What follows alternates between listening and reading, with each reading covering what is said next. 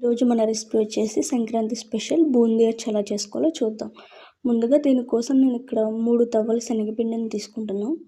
మీకు ఎంత క్వాంటిటీ కావాలనుకుంటే దాన్ని బట్టి నేను చెప్పిన కొలతలతో తీసుకోండి.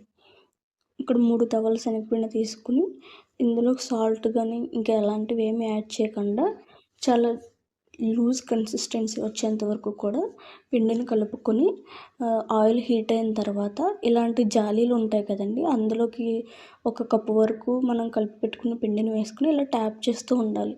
దీనివల్ల బూందీ అనేది చిన్నగా వస్తుంది, లావుగా రాకుండా. మనం అచ్చు తినేటప్పుడు కూడా క్రిస్పీగా చాలా బాగుంటుంది.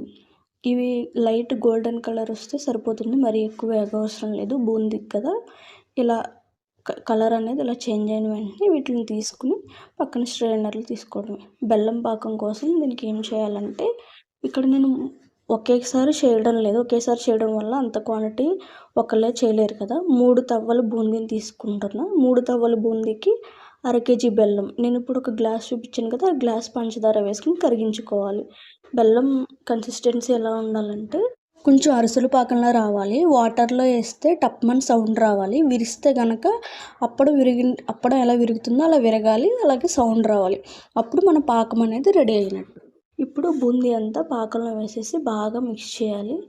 బెల్లం కరిగేటప్పుడే అందులో కొంచెం నెయ్యి యాడ్ చేసుకోండి, టేస్ట్ అనేది చాలా బాగుంటుంది.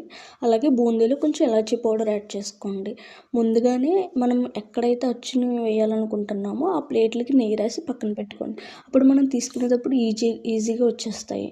ఇలా బూందీని బాగా కలుపుకొని మనం ఏ ప్లేట్లకి అయితే నెయ్యి రాసుకున్నామో వాటిల్లో వెంటనే వేడిగా ఉన్నప్పుడే వేసేయాలి. చల్లారితే ఇది అతుక్కోదు, మనకు అచ్చు కింద కూడా రాదు. నేను ఇలా వీడియోలో చూపిస్తున్నట్టుగా ఇలా గట్టిగా ప్రెస్ చేయాలి, అస్సలు చల్లరనివ్వకూడదు. వేడి మీద ఉన్నప్పుడే. మీకు చేతులు కాలుతున్నాయంటే కొంచెం నెయ్యి కానీ లేదా వాటర్ అయినా జస్ట్ అలా టచ్ చేసుకుని ఇలా ప్రెస్ చేస్తూ ఉండాలి. మీ దగ్గర ఏదైనా రోలర్ లాంటిది ఉంటే దాంతో కూడా తర్వాత ఇంకొకసారి గట్టిగా నొక్కితే అచ్చు అనేది గట్టిపడుతుంది. అచ్చుని చల్లారిన తర్వాత నచ్చిన షేప్లో కట్ చేసుకుని ఎయిర్ టైట్ కంటైనర్లో స్టోర్ చేసుకోవడమే. వీడియో నచ్చితే లైక్ చేయండి, షేర్ చేయండి, కమెంట్ చేయండి, సబ్స్క్రైబ్ చేసుకోండి.